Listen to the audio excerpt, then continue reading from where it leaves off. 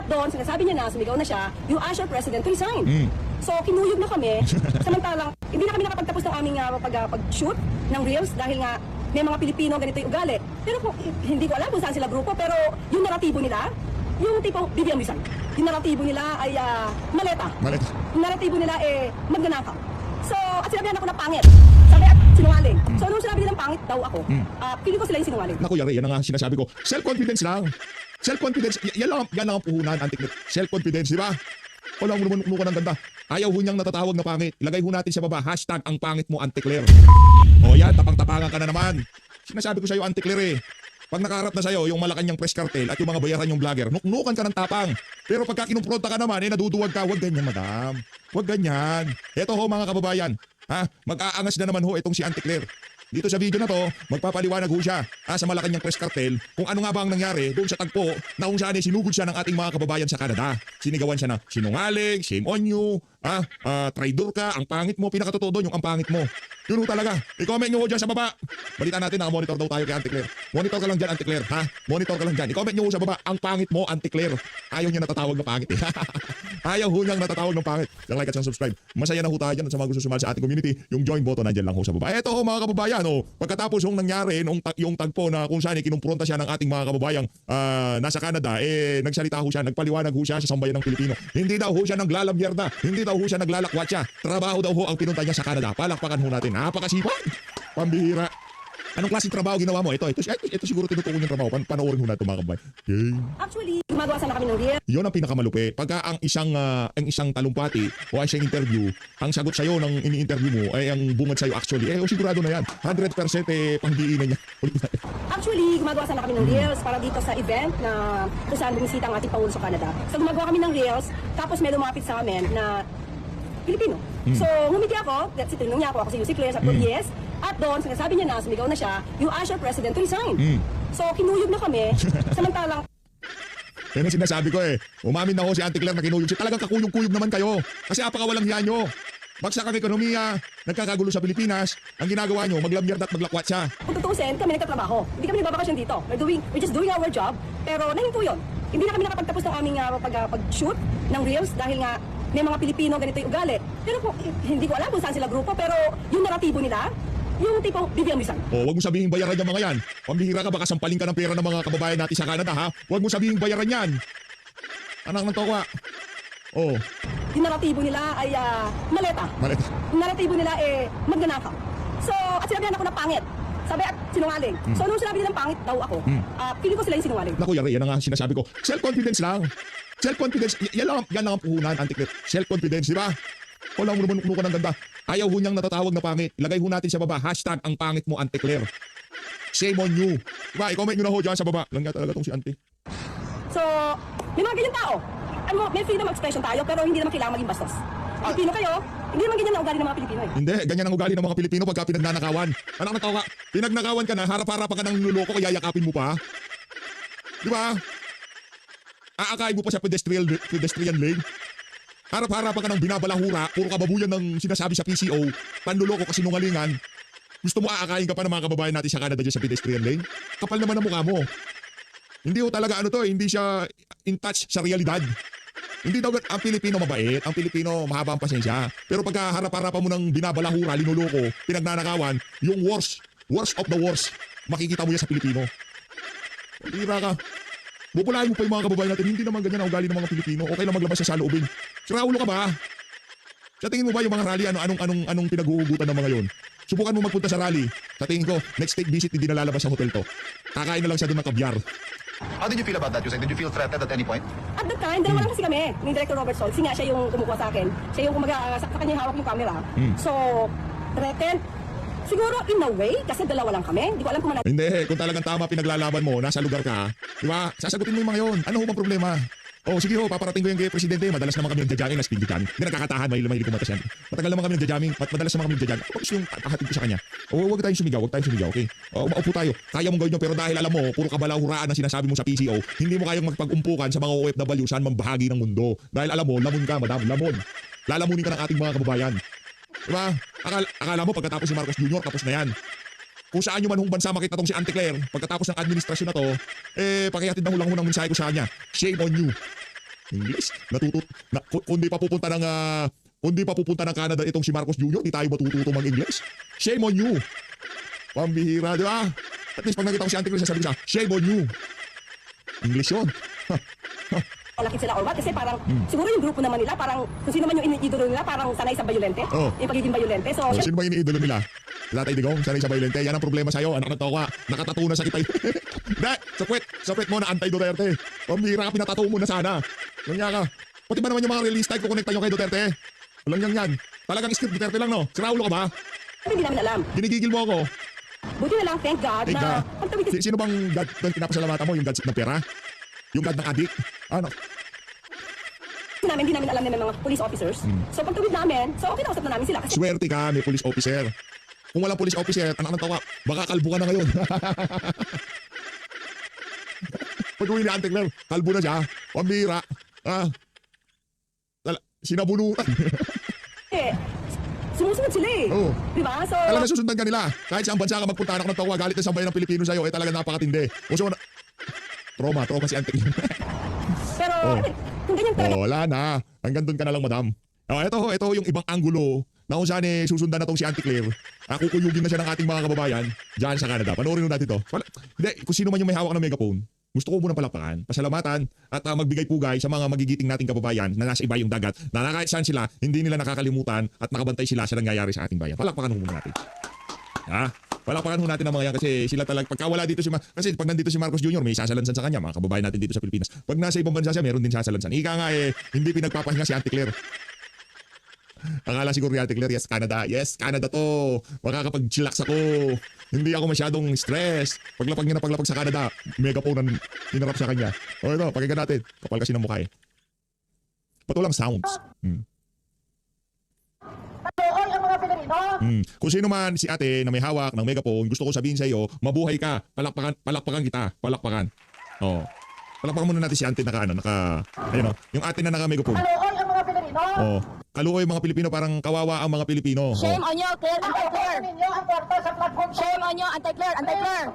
Shame on you, Auntie Claire. Officer, cry baby. Right, baby. Oh, sa porsinto ka magpaliwanag. The money to the Filipino people. We have a big flood control project come right now.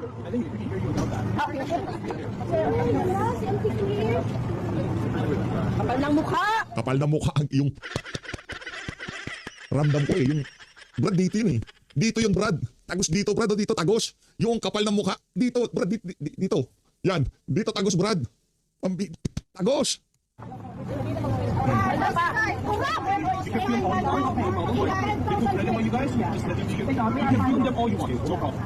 Yung pulis na naiintindihan niya. Naiintindihan ko, nabalitaan namin, puro korupsyon sa Pilipinas. Kung gusto niyo siya murahin niyo na siya. Yun ang pagkakaintindi ko. Murahin niyo siya hanggat gusto niyo.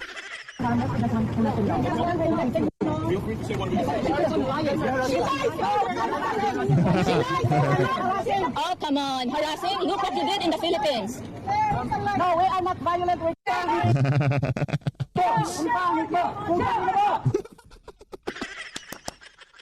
Nakaisa pa nga. Walang pangan natin yung kababayan natin na nakaisa.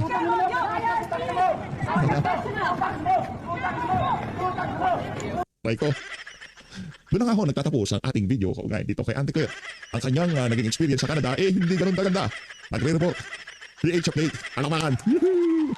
At least, di ba, kahit hindi tayo ang nagsabi, hindi tayo ang gumawa, merong gumawa para sa atin, para sabihin sa harap ni Auntie Claire na walang hiya ka, shame on you. Di ba? Sinungaling ka at yung pinakamalutong ay dali lang sa malman. Ganun lang naman yun. Hindi natin binabanggit dito yun sa PH update dahil ika nga hanggat maaari ayaw ho nating nagko-course kasi hindi tayo nagko-course, diba? Dati hindi ko nagko-course, style mo yun, style ko to eh. Diba? Yung magandang yan, ika nga nagko-course. Pero si Tatay Digong, kumbaga, expert. Sabi, ikaw PH, di ko nagmumuro si Tatay Digong nagmumuro. Ganun talaga. Si Tatay Digong di naman nagbablog ako nagbablog. Diba? Ganun yun. Okay, ano na ho tayo? Press ko na ho tayo ni Ante. Yung press corps. Dito sa Vancouver, Canada. Kunyari di naapektuhan. Bunga ng matatag na paninindigan at pagpupursigi ng administrasyon ni Pangulong Ferdinand R. Marcos Jr. Opisyal na naging upper middle income country ang Wow. Pilipinas matapos ang halos higit 4 na dekada Upper middle. Magkano kaya binayad nila sa World Bank para i-classify tayong upper middle? Kawawa yung mga Pilipino, upper middle daw. So upper middle, wala na trabaho. Inabol talaga yan. Mahal yung bayad dyan. Magkano kaya binayad ng admin dyan para ilagay tayong upper middle? Malapit na zona. Yan ang star ng kanyang zona. Yung may masabi lang siya na upper middle. Pero habang sinasabi niya yung upper middle, nagdidildil sa asin yung ating mga kababayan. Pagka sinasabi niya yung upper middle, yung mga magsasaka tumutulo ang luha sa mukha.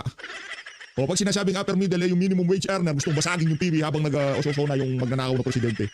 Upper middle ka dyan. na pagiging Siguro yung mga nakapaligid kay Marcos Jr. Upper middle kayo. Pero kami mga ordinaryo Pilipino, ang tumataas lang. Ang tumataas lang sa amin, yung bill namin sa kuryente. Nangyakaante. Ang tumataas lang yung presyo ng pangunahing bilihin. Pero yung estado namin bilang mga Pilipino, hindi kami upper. Tumataas lang yung presyo. Hindi yung status namin sa buhay. Si Raulo ka ba? lower middle income country nito simula pa noong 1987. Binigyan diin ng Pangulong na ang pagkilala ng World Bank sa pag-angat ng antas ng ekonomiya ng Pilipinas ay patunay lamang sa epektibong pagpapatupad ng mga economic policies ng pamahalaan noong nakaraang 4 na taon. Naniniwala rin ng Pangulo na bunga nito ang pagsisikap ng pamahalaan na gawing mas kaakit-akit ang bansa sa mga lokal at dayuhang mamumuhunan. Kabilang na dito ang pagpapalakas ng papel ng pribadong sektor bilang katuwang sa pambansang kaunlaran at ang pagpapalawak ng mga kasunduan sa malayang kalakalan katulad ng isinusulong ng Pilipinas sa Canada. Dahil dito, kumpiyansa ang Pangulo na mas marami pang investors at negosyante ang papasok sa Pilipinas na magbibigay ng trabaho at kita sa bawat pamilyang Pilipino. Gayunman, binigyan diin ng Pangulo na marami pang sektor ng ekonomiya at pamahalaan ang kailangang baguhin at gawing mas moderno upang mapanatili ang Moderno, no? Moderno pagnanakaw. paglago ng bansa. Lalo pang pinagtibay ng Pilipinas at ng Canada ang bilateral relations ng dalawang bansa sa pagbisita ni Pangulong Ferdinand R. Marcos Jr. dito sa Vancouver. Sa isinagawang joint press statement ni President Marcos Jr. at Canadian Prime Minister Mark Carney noong Huwebes sa Vancouver Convention Center, binigyan diin ng dalawang leader ang pag-angat sa masiglang bilateral relations ng Pilipinas at ng Canada patungong strategic partnership. Simbolo ito ng mas malalim na samahan ng dalawang bansa. Sabihin mo na, gusto mo sabihin, huwag ka lang lalabas dyan sa establishmento na yan na nag-iisa.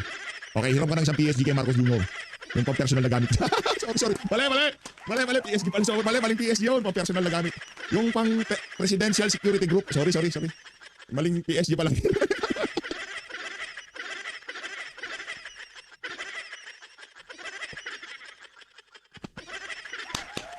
Nagkakaantig lang. Naghiram ka ng PSG. Yung pagsarili ka. Ulo. Nagkakaante. Ha? Papalaprit mo ako.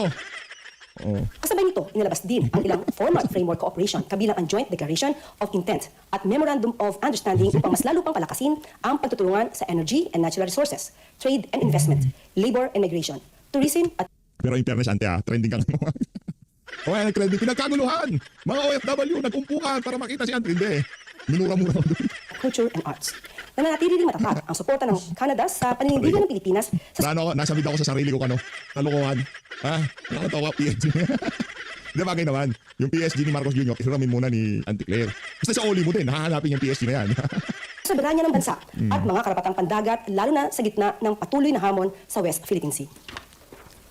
Kaysa rin ng Canada sa pagsulong sa seguridad at kaunlaran sa karagatan, kabilang na ang pagkilala at pagsuporta sa 2016 Arbitral Award. Sa naganap na expanded bilateral meeting, muli ring binigyang halaga ni Prime Minister Carney ang pangako at suporta ng Canada sa Pilipinas bilang chairman ng ASEAN Summit ngayong taon at ang kapakanan ng Indo-Pacific region. Ang Canada ay nanatiling aktibong dialogue partner ng ASEAN. Lumagdas sa iba't ibang Memorandum of Understanding o MOU at Joint Declaration of Intent ang Pilipinas at Canada bilang bunga ng produktibong pagbisita ni Pangulong Ferdinand R. Marcos Jr. sa Vancouver. Isa sa MOU na nilagdaan ay ang tourism cooperation sa pagitan ng Department of Tourism ng Pilipinas at ang Department of Industry ng Canada. Hindi, ano lang ako, kumbaga, yung mga sasabihin na ni Auntie Claire, kayo na akong sumagot sa kanya, alam ko naman na ayaw nyo nang balagbagin niya si Auntie Claire sa mga kabalbalan niya na yan. Wala akong ano yan, wala akong puro kabalbalan lang akong mga lumalabas sa bunganga ng alin na yan ngayong mga panahon na to.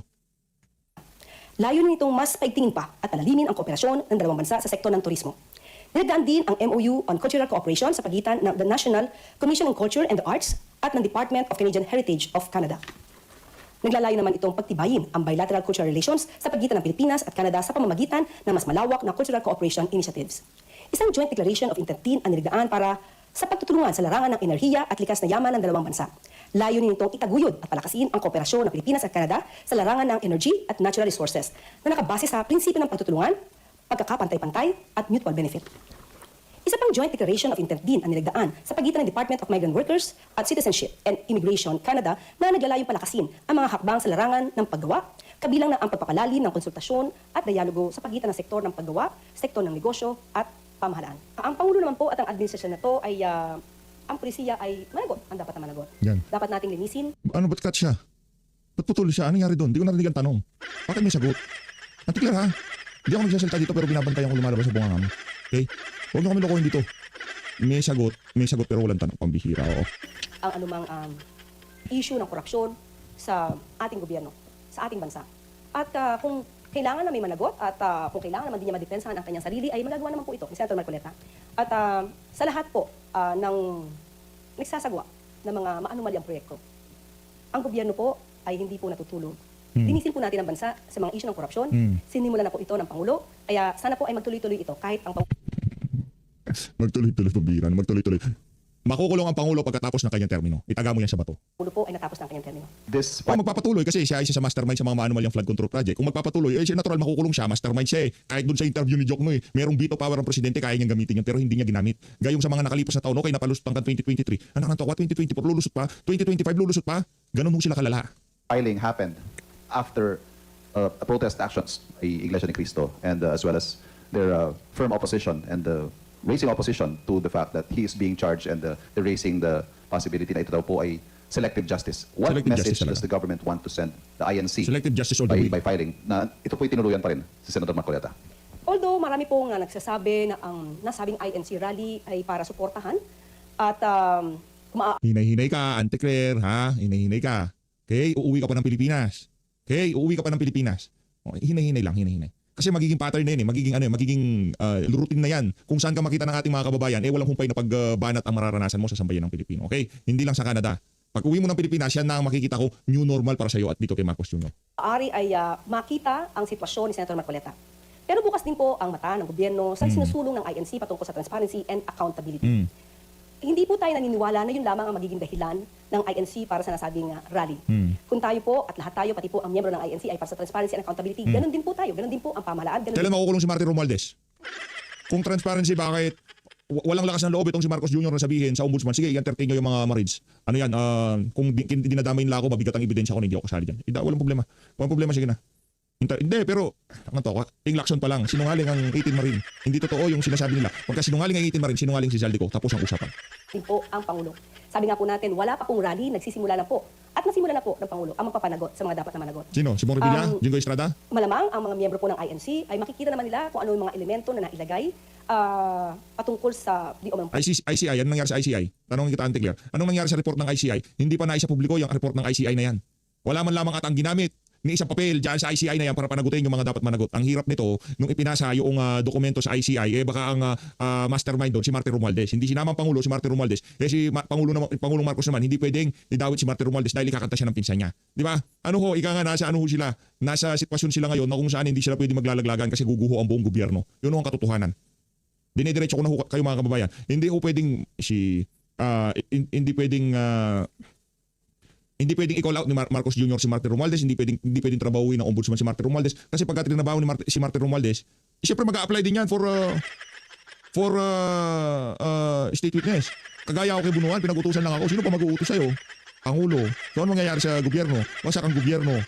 Ika nga, parang ano na lang ho, isang tali na lang ang humahawak sa buong pamahalaan. Ano yung tali na yun? Yun yung tali na hindi madawit si Martin Romualdez sa lahat ng kalokohan na to. Kasi pagka pinutol yung tali na yun, wala na ho, lilipad na. Mawawala na sa magkakagulo-gulo na ang kasaysayan ng Pilipinas. plunder and graft cases. Sa resolution po siguro ng ombudsman ay makikita nila kung bakit naisampa ang mga kasong ito. Sa Yung impeachment ni Boying Remulla dyan sa Kamara, sang-ayon ho tayo dyan. Okay, sang-ayon ho tayo dyan. Para sa mga congressman, di kayo titigilan ng mama na yan. Sabihin ko sa inyo, maya't maya tinatakot kayo ni Boying Remulla. Yan ang sinasabi ko sa inyo. Kaya kung ako sa inyo, tanggalin yung Boying Remulla na yan. Kailangan managot niya sa sambayan ng Pilipino. miyembro po ng INC na si Senator Rodate Marcoleta. Tama po bang tingnan ito na hindi kumurap, hindi nasindak ang gobyerno sa mga protesta ng Hindi INC? kumurap. Tama po, hindi naman po kailangan magpa-pressure ang gobyerno at ang mga nag-iimbestiga Pati na po ang mga korte natin sa Korop na lang tayo ha, korop na lang tayong ganito pagka may bahana ha, para dito kay ang pangalan to, reporter ng Channel 7, mga press cartel pa eh. 752, mga walang kwentang network yan. Yan yung network ng Marcos Jr. Kung sino lang kasama sa official entourage ng presidente, sila lang ho talaga ika nga ang busog na busog dito sa administrasyon na to. mga presyo ng ibang mga grupo. At Nanonood pa ba kayo ng Channel 7? Oh, yung bahala ko kayo dyan. Basta alam ko, karamihan ng mga kababayan natin, membro ng INC, nakasubscribe sa PH Update.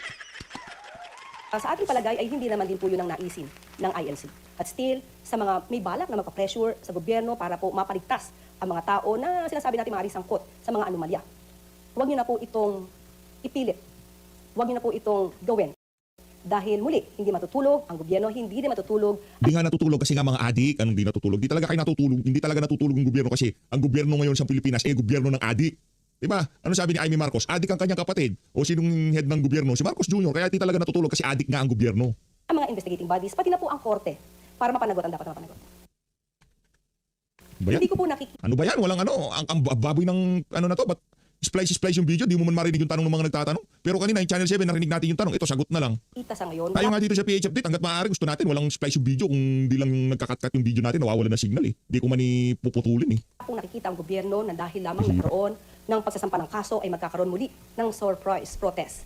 Kapag ka po kasi ganun ang nangyari, ay parang dinidiktahan na po nila ang mga investigating bodies. Dinidiktahan Kasi na pagka hindi sila ididiktahan yung mga investigating bodies dito sa bansa na to, ipapakulong nila lahat yung mga kalaban sa politika ni Marcos Jr. Yung mga investigating bodies kagaya ng NBI, Ombudsman, DOJ, mga wala ng amor na sambayan ng Pilipino dyan sa mga ahensya na yan. Kasi talagang kinasangkapan sila para ipakulong yung mga kalaban sa politika ni Marcos Jr. Kaya kung pagka sinabing dinidiktahan, wala nang problema yan sa sambayan ng Pilipino. Kasi yung mga dapat makulong, hindi nakukulong. Ang nakukulong lang yung mga kalaban sa politika, ng mga adik sa Malacanang. po Dinidiktahan. nila ang ehekutibo para Talaga, pumilos ante. na naayos sa gusto So nila. talaga ante So ha. hindi po natin sa ngayon nakikita na mangyayari ito. Dahil ang mga grupo ngayon, alam natin na dapat tayong sumunod sa batas. Kung ano po ang sinasabi ng batas, kung ano sinasabi ng proseso, ay dapat lamang po natin itong hayaan na tumakbo at umandar. Hindi pwedeng ganun ngayon. Ngayong mga panahon na to, hindi pwede kung ano na lang ang dikta ng mga siraulo sa Malacanang, susunod na lang ang sambayan ng Pilipino. Hindi pwede yun. Di ba? Paano yun? Lahat na lang ng gusto mangyari ng mga bangag, susundin na lang ng sambayan ng Pilipino. Kahit na puro kakurakutan na ginagawa sa administrasyon, tango na lang ng tango. Hindi pwede. Ngayon, kung kailangan makialam ng sambayan ng Pilipino dito sa mga investigasyon na to para mailagay sa tamang landas ang pag-iimbestiga, maimbestigahan yung mga dapat maimbestigahan. Huwag nyo kami diktahan. Kung ano ang gagawin at hindi namin dapat gawin. Diktador na datingan yun yan eh.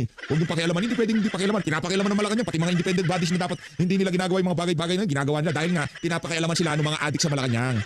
Di ba ho? On another topic po, Paano? dun sa upper middle income status, yung think tank Ipon Foundation, sinabi po nila na while the government has welcomed the Philippines' elevation to upper middle income status, for millions of Filipinos, they still struggle with high prices and poverty. The designation feels disconnected Think Tank DDS tapos. Think Tank Ibon Foundation DDS tapos. from their daily reality. Sabi rin po ng Ibon Foundation, meron pa rin daw pong over 14 million families considering themselves poor. So meron po bang concern from the palace na despite this announcement of this economic milestone, may appear out of touch pa rin sa ilang mga kababayan po natin na hindi pa nila talaga ramdam yung Ilan? Anong ilan? Si Raulo ka ba? Porket kayo busog na busog sa PCO, anong hindi ramdam? Sambayan ng Pilipino, hirap na hirap ngayong mga panahon na to, anong hindi ramdam? Ayusin nyo ha, marami sa ating mga kababayan hindi ilan. Yun ang problema eh. Yung tipong inaano ho nila eh, yung binabawasan nila yung banat ba? Yung tipong ilan, hindi ilan, marami sa ating mga kababayan. Yung dapat, yung kasing framing ng question, kung kargado na, ano pa nga asahan nyo sa sagot ng mga naghihiraman ng PSG sa Malacanang? pag-angat ng kanilang buhay. Actually, yung pag-recognize po ng World Bank na narating na po ng Pilipinas ang upper middle income status. Ito po ay isang mahalagang pagkakataon. Ano kaya binayad ni Marcos Jr. dyan? No? Para may report siya sa kaso ang baboy naman. Hindi, ano yung middle na lang, hindi yung upper middle. Hindi. Tawagin niya ay Pagkatapos ng napakaraming problema, yung flood control, lubog ang mga bahay ng mga Pilipino, hindi maganda ugaga ang ating mga kababayan. Upper middle. milestone para sa atin dahil since 1987, ngayon lang po umangat ang ating level. So dapat po nating ipagmalaki ito. At ito naman po ay hindi ibig naman sabihin na ang bawat Pilipino ay nasa ganun ng level na hindi na magkakaroon ng financial challenge. Alam po natin sa ngayon na marami pa rin po mga kababayan natin ang kinakailangan ang tulong. Kinakailangan na magkaroon ng magandang trabaho. At doon po pumapasok yung intervention ng administrasyon. Pati po ang mga issue tungkol sa mga kagutuman, nagkakaroon po ng intervention ang gobyerno at nagpapatupad ng kinakailangan natin para ang mga kababayan natin ay maramdaman ang ginhawa sa buhay. So ito pong pagiging upper middle income country, hindi po ito finish line. Hindi po ito katakusan. Marami pa pong dapat gawin ang bansa para mas umangat pa. Puntahan nyo nga ako yung ano na yan, yung World Bank na yan, yung World Bank. Ayun nga natin, search nga natin ito, buwisit na World Bank na to. Si Raulo itong mga taga World Bank na to. Ano natin yan, message natin. Si Raulo ba kayo? Anong pinagbasihan nyo dun sa ano? Yung mga, baka mga kamag-anak lang ni Marcos Jr. ang ekonomiya. Baka mga kamag-anak lang ni Marcos Jr. yung mga pinagbasihan ng World Bank. Ang ibig lamang po kasing sabihin nito ay meron po tayong malakas na ekonomiya na maaaring makapag-inggan sa mga investors na mamuhunan sa ating bansa, na mag-create ng jobs. So ito po yung ibig sabihin nito, na tayo po ay nagsusumikap na gumanda ang ekonomiya. Mas siguro, gaganda pa to, kung walang mga obstructionists, na ang purpose lamang ay manira at sirain ang Pangulo at ang administrasyon. Sana makita nila yung pagsusumikap ng administrasyon na ito upang iangat ang ekonomiya ng bansa. Yusek, last Sorry hindi yung sana makita, hindi nga namin makita, pasensya na. question na lang po. On July 6, the Senate Impeachment Court has summoned Vice President Sara Duterte para po sa kanyang impeachment trial. The Malacanang talaga pong dinidistan sila yung sarili nila in the proceedings. But once and for all, would it be better for the Vice President to show up and undergo this impeachment trial para masagot na po yung mga isyong ibinabato sa kanya? Muli, katulad ng sinabi mo, Tristan, hindi kasi hawak or iba ang mayroong mandato sa pagsasagawa at pagdinig dito sa impeachment trial. Ito ay ang Senado. Kung ano man ang magiging proseso dito, iginagalang po natin yan dahil yan po ay nasa kamay po ng Senado. At kung ano man po ang estratehiya ng mga lawyers, pati ng prosecution, ay nasa kanila po yan.